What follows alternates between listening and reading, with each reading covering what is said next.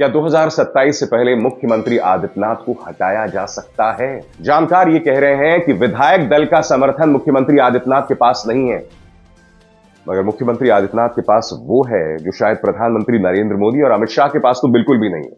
मुख्यमंत्री आदित्यनाथ के पास विश्वास है, ताकत है और छवि एक हिंदुत्ववादी नेता की।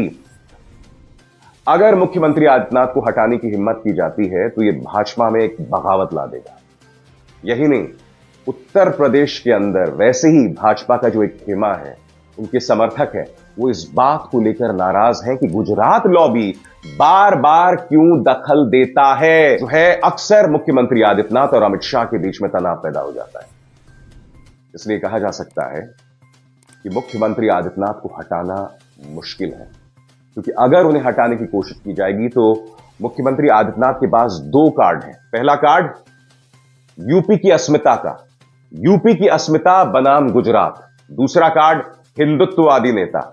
वो कहेंगे कि मुझसे बड़ा हिंदुत्ववादी नेता भाजपा में कोई नहीं है और अगर मुझे हटाया जाएगा इसका मतलब भाजपा हिंदुत्ववादी सोच का अपमान कर रही है। वो देख रहा है कि पूर्व मुख्यमंत्री अखिलेश यादव की लोकप्रियता लगातार बढ़ती जा रही है।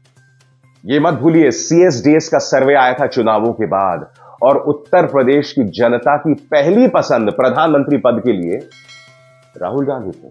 ये CSDS का सर्वे था। शिवराज सिंह चौहान के बेटे ने क्या कहा था कि उनके पिता की तूती दिल्ली से लेकर भोपाल हर तरफ बोलती है। वो कहीं ना कहीं एक संदेश था गुजरात लॉबी के लिए। सुनिए उन्होंने क्या कहा।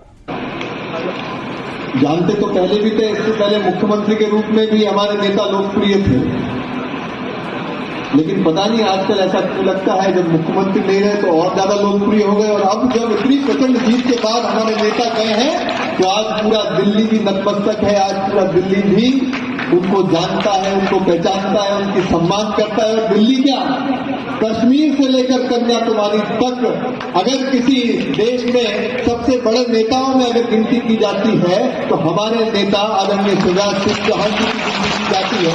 और फिर आपको याद है वसुंधरा राजे सिंधिया, विश्वासघात की बात की थी उन्होंने कि अब वो पुरानी वाली भाजपा नहीं रही।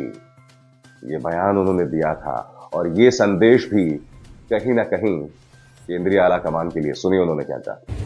भंडारी जी ने कितने कार्यकर्ताओं को ऊंचाई तक पहुंचाने का काम किया कि आप लोग सब बैठे हो, आज इतने सब आए हुए हैं, वो सबको मालूम है कि उन्होंने हम सब के जीवन के अंदर एक छोटा छोटा सा पौध फेरा करके हम लोगों को पढ़ाने का, आगे बढ़ाने का काम किस तरीके से किया।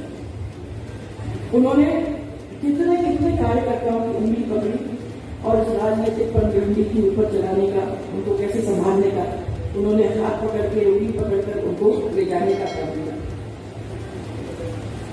पर वफा का वो दौर अलग ही था।